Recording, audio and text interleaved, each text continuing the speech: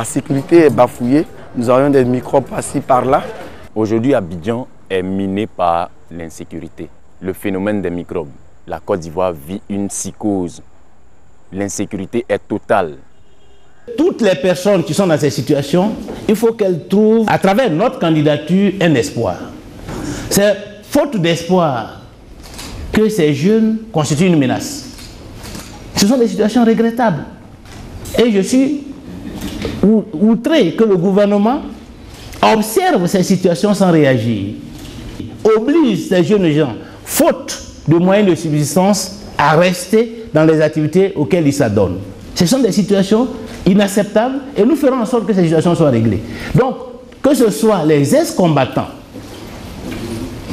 qui sont aujourd'hui non désarmés et qui, pour beaucoup d'entre eux, constituent les coupeurs de route, il y a un espoir, il y a une solution avec le retour au pouvoir du Front populaire ivoirien, avec le candidat Afi N'Guessan.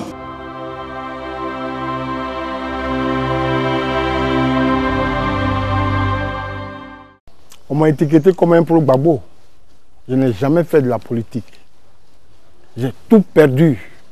Donc ce qui nous fait mal là, c'est qu'ils ont commencé à terminer, donc on nous dit, on peut rester dans un pays où c'est ton pays, et puis on te chasse, tu allais rester chez qui? Je suis le candidat de la réconciliation nationale. Aucun candidat, plus que moi, n'a parlé de réconciliation ces 2 dernières années. Depuis ma sortie de prison, je n'ai que parlé de réconciliation nationale. Parce que la réconciliation nationale aujourd'hui est un impératif pour la Côte d'Ivoire. Un pays ne peut pas avancer, prospérer dans la division et dans la haine. Si nous voulons avancer, si nous voulons surmonter toutes les crises que nous avons connues, si nous voulons reconstruire notre pays, en faire un grand pays qui tire profit de ses potentialités économiques qui sont énormes, nous devons d'abord bâtir l'unité nationale. Et pour cela, réconcilier les Ivoiriens. Il maintient en prison des milliers d'Ivoiriens. Ce n'est pas avec des prisonniers politiques qu'on réconcilie la Côte d'Ivoire. Il maintient en exil des dizaines, voire des centaines de milliers de nos compatriotes.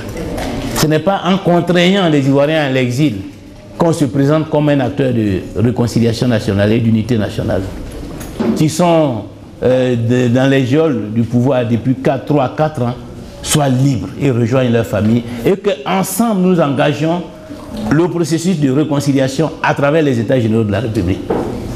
Et pour cela, je lancerai un grand appel à tous nos compatriotes, à toutes les victimes des différentes crises, pour que tout le monde comprenne que c'est dans le cadre d'une justice transitionnelle qui allie l'obligation de recherche de vérité à la nécessité de la réconciliation nationale que nous pouvons reconstruire la cohésion nationale. Ce n'est pas à travers la justice des vainqueurs, une justice à sens unique, où le détenteur du pouvoir exécutif instrumentalise la justice pour régler des comptes politiques. Ce n'est pas à travers cela que la Côte d'Ivoire peut retrouver la paix et la stabilité. Il faut mettre fin à cette politique. Et ce sera l'objectif que nous visons à travers le programme de réconciliation nationale que nous allons mettre en place.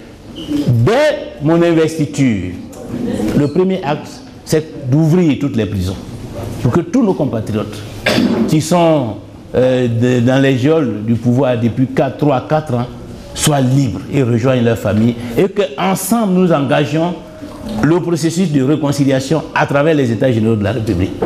C'est une urgence nationale qu'il quitte la tête de l'État et qu'il y ait le changement. Afi N'Guessan, qui choisit? Afi N'Guessan, qui choisit? Afi N'Guessan, qui choisit? Afi N'Guessan,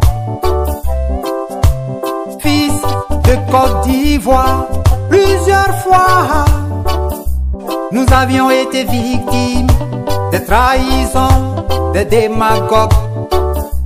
Nous avions été victimes des violences.